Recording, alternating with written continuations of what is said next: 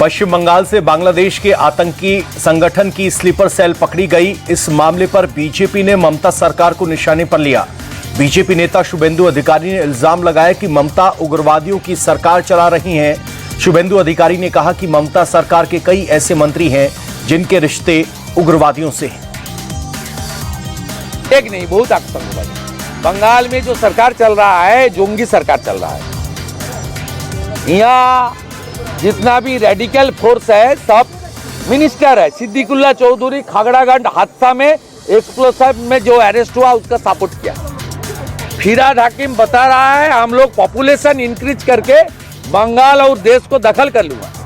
ममता बनर्जी जो 2,75,00,000 वोट मिली है उनकी पार्टी को, उसमें 2 करोड़ वोट मुसलमान वोट है। मुस्लिम वोट ममता के साथ है, इसलिए ममता मुस्लिम को संरक्षण दे रहा है। जो पीएफआई का साथ है, जो सिमी का साथ है, वो जो मुर्शिदाबाद में पकड़ा गया है मदरसा वाला, उसका साथ रहेगा। टीएमसी ने बीजेपी के इल्जामों पर पलटवार किया। टीएमसी नेता कुणाल घोष ने कहा कि इंटरनेशनल बॉर्डर पर सुरक्षा की जिम्मेदारी बीएसएफ और केंद्र सरकार की है और अगर घुसपैठ हो रही है तो उसके लिए गृह मंत्री अमित शाह जिम्मेदार है।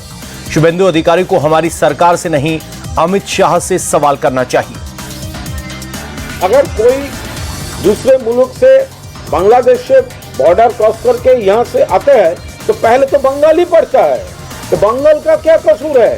कसूर तो है जो लोग को रिस्पॉन्सिबिलिटी है बॉर्डर में रुकना, वो तो बीएसएफ के हाथ में है। बीएसएफ फेल कर रहे हैं। आप क्यों उनसे नहीं पूछा कैसे वो घुस रहा है? अगर बंगाल में भी घुसा, कैसे घुसा?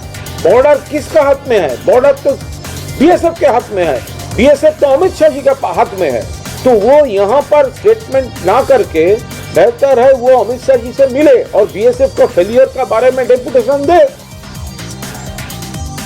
बांग्लादेशी घुसपैठियों का मुद्दा महाराष्ट्र में भी गर्म है। सीएम देवेंद्र फडणवीस ने कहा है कि सरकार बांग्लादेशी घुसपैठियों की पहचान के लिए अभियान चलाएगी, डिटेंशन सेंटर बनाएगी और जल्द से जल्द घुसपैठियों को डिपोर्ट करने का इंतजाम करेगी।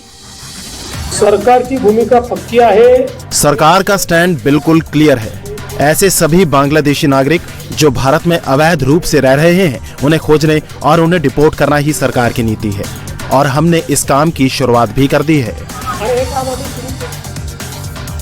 कांग्रेस ने आज अंबेडकर के मुद्दे पर देश भर में प्रोटेस्ट किया तो बीजेपी भी अटैक मोड में दिखाई दी। यूपी के सीएम योगी आदित्यनाथ ने कहा कि कांग्रेस ने गृह मंत्री अमित शाह के बयान को तोड़ मरोड़ कर पेश किया।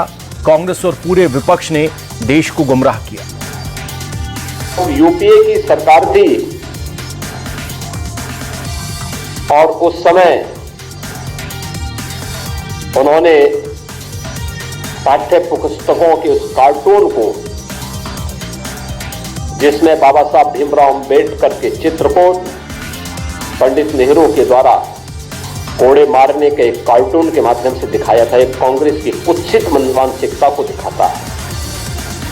बाद में जब विरोध हुआ तो तत्कालीन मानव संसाधन विकास मंत्री कपिल सिब्बल को माफी मांगनी पड़ी थी और ये पुस्तकों को वापस करना पड़ा था। आदरणीय गृह मंत्री जी के बयान को आधा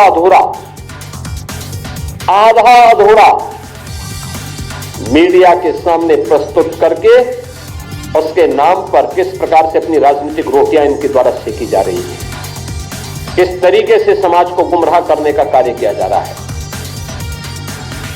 अपने किए हुए पर पर्दा डालने के लिए